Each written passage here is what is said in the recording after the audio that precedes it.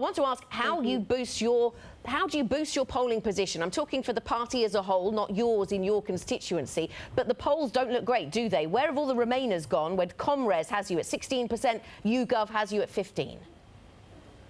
Well, we often see ebbs and flows in polling over the course of an election. We've got a month until the 12th of December, and the poll that I'll be looking at is the results on that day. We've still got many events over the course of the coming month, and most importantly, I'm looking forward to the leader debates that we will be having in our country, where people will be able to very clearly see the stark choice on offer to them at this election.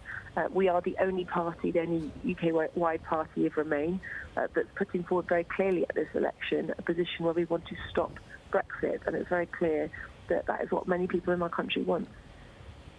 How many seats do you think that the Liberal Democrats can realistically win? Of course, you want to do better than the 8 or 12 you got in 2015, 2017. But, do you have your heart set on 62, as was achieved in 2005, or a different kind of number? We are contesting this election with Jo Swinson as a candidate for Prime Minister, because we are putting forward that alternative at this election. It's very clear, and I'm sure you'll have programmes that will go out onto the doorstep which will engage with voters to hear that the choice, the alternative at the moment between Boris Johnson and Jeremy Corbyn is no choice at all. And I'm really delighted that we have in Jo Swinson, our leader, and in our party, something that wants to stop Brexit, and that's the only party at this election that is intending and offering to do so.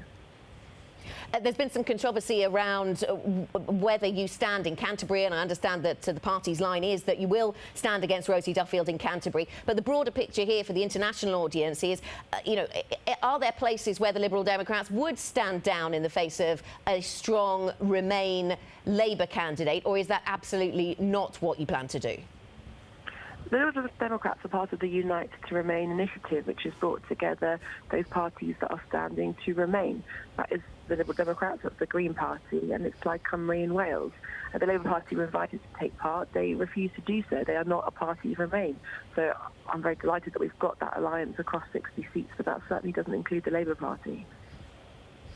Looking at your contest ahead, Luciana, in North London, do you think the Luciana in Your Lounge campaign can turn 6.6% in 2017 for the Lib Dems into victory?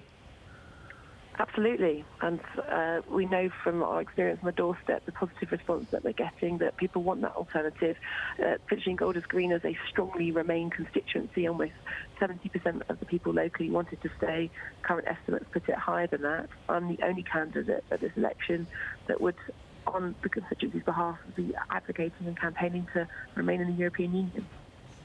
Are you disappointed at the number of women who've decided to stand down from the Houses of Parliament this time around, Luciana? I'm not surprised, because we've had a very toxic year in our politics. It's not an easy thing to be part of when, unfortunately, we're seeing such high levels of abuse. I have every sympathy with those now former colleagues that won't be running again. And for as long as I can make a contribution, I will.